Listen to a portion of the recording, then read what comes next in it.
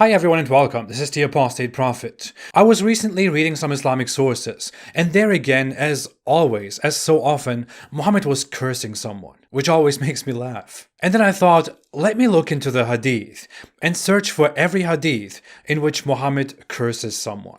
Now, cursing someone is seen as a bad practice. You should abstain from it, because it is seen as something very serious. It is believed to have very severe spiritual consequences, both here and in the hereafter. So, Muhammad cursing someone, or saying, may Allah curse, or Allah has cursed this and that person, is something extremely serious. Muhammad warns never to curse another Muslim, and that you will condemn yourself or the other if you do so. You would think that therefore cursing would be reserved for very extreme things, right? So how about I start with my favorite one, to show you Allah's and Muhammad's definition of extreme. A woman came to the Prophet and said, my daughter is going to get married, and she had the measles and her hair has fallen out. Can I put extensions in her hair? The Messenger of Allah said, Allah has cursed the one who does hair extensions and the one who has that done. Why would you curse hair extensions? You might find it dumb and express that if you are a douchebag, but Allah curses someone for hair extensions?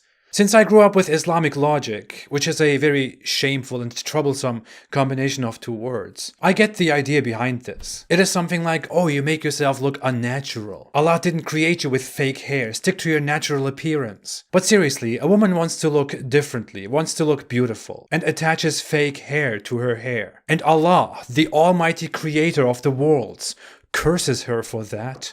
Seriously, doesn't it look very much like Muhammad had very strong opinions about very meaningless things, especially when it came to women, and he made his very strong opinions look like Allah's judgment. But women is a good subject. According to Muhammad, Allah has cursed women who practice tattooing or who get tattoos done. Tattooing is such a horrible act. Women who remove hair from their faces. Women who separate their teeth in order to look beautiful. And in general, women who change their natural appearance. Isn't it insane? Muslim women who are afraid of removing hair from their faces because they are afraid of the curse of Allah shouldn't be afraid. They should remove Islam from their lives instead and be happy.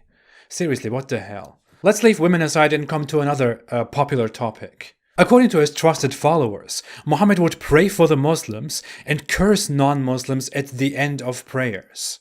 That is completely unsurprising, unless you are new to all of this and believe in the messed up, weird narrative that Islam was actually tolerant and misunderstood. Islam is not misunderstood. It's worse than whatever you've heard. Muhammad also cursed scorpions.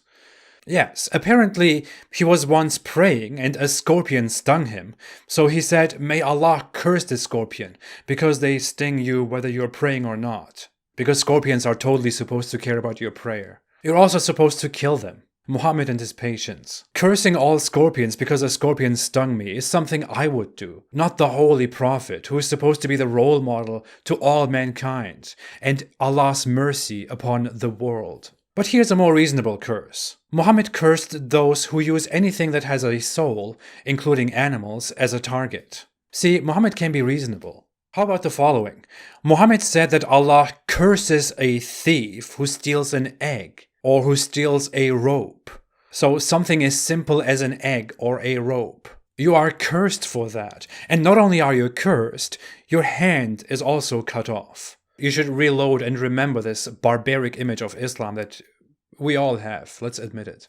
Muhammad also said that Allah curses wine, its drinker, its server, who is merely doing his job, its seller, its buyer, its presser, the one for whom it is pressed, the one who conveys it, and the one to whom it is conveyed. That's a lot of curse for a merciful Allah and his merciful Prophet, merely for alcohol.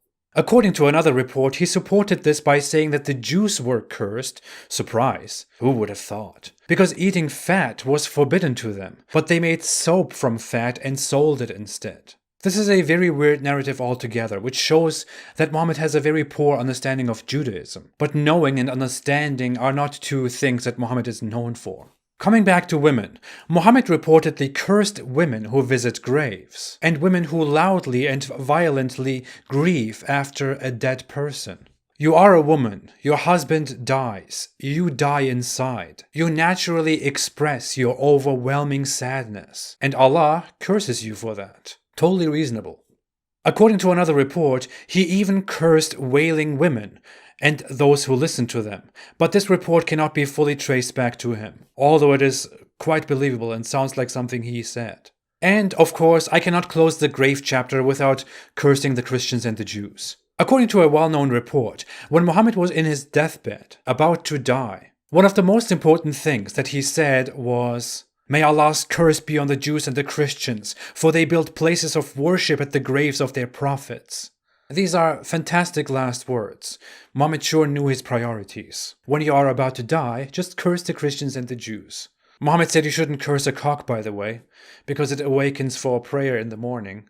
But hey, apparently, Muhammad cursed mannish women. His child bride Aisha told us so when she saw a woman wearing sandals. Women who act like men, as in her narrative, wear sandals that men wear, are cursed. Here is a more detailed report. The Messenger of Allah cursed the man who dressed like a woman and the woman who dressed like a man. We all know Islam is not very much into the whole LGBT stuff, but this is a bit brutal. According to another report, someone who pretends to be the son of anyone but his father will be cursed on the Day of Judgment. The concept of adoption, as we know, is forbidden in Islam, by the way. And the same goes for a freed slave who attributes his freedom to someone else. The following are also cursed: the one who accepts interest, the one who pays interest, the one who records interest, and the one who witnesses it. A certain Muslim apologist once told me that I probably left Islam because I wanted to buy a house with interest. How about child marriage? That's not cursed, by the way, that is being defended. Think about it for a second. Islamic apologists condemn financial interest, which is so bad, but they make excuses and defend Muhammad's child marriage and the concept of child marriage. Islam. Speaking of finances, someone who bribes and someone who is bribed is also cursed. In a certain incident, Muhammad cursed a whole tribe for 1 month because they revenge killed a few dozen of his men. As you can see, Allah's curse apparently completely depends on who are Muhammad's opponents in a war, the tribe as a whole, regardless of their individual beliefs and actions. And wow, we're through.